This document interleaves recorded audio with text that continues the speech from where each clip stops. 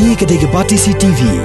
Bat pidang pet yaki kubor paman kesni. Balawan rasya pidang Modrina Auto Enterprises Maulanong Kwar TSS Road Shillong. Ringkat bat ka Orange Nissan Lums Hop Ho Shillong. Wan bantiet yaka kali Datsun ready go batamai. Kabas kem bat bidor. Kawai pat kabenta kabagi discuss nakaliang jong ka government. Hadin bangi yo yaki babun kini ki statement ki bawan kamtam nakaliang ka state BJP unit.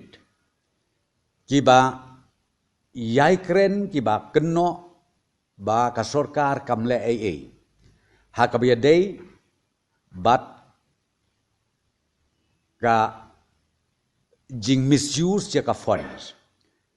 Hakine ki dis council kawai hapo Garo Hills kawai ha Jaintia Hills ban ngoi dang khandiat sngi ki ong mengi apru ya ka report na ka bitajong ka Khasi Hills District Council nang tabat ki wei ki allocation ke baki ong baka sorkar kom baka kaprip hakawidai bat ki illegal movement of coal trucks so on and so forth. Tingakwa ban pensyahang ni bangi naga government nadu kasngi ka benengkong ke ngishim ti ya ka sorkar ka agenda jongi ka benengkong ka longba ngilong persya ya ki illegalities lani yakinu ki kam ki balong bian lani ki balong palat ya uput usam jong ka an ka kanun jong ka jelame kala jongi tinakar ka daw nga kwa banong baha ka jingi kren ka jongi mentaka janmit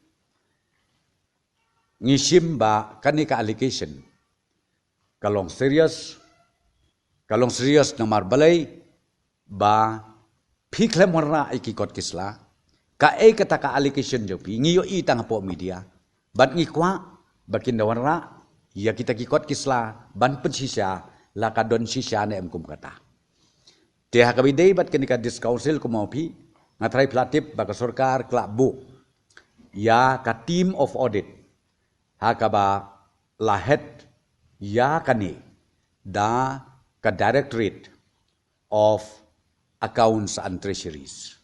Ya kani ngladep notify hakaba kani ka committee kan take up badru ban verify ya kini ki allocation ki bami janman kasngi.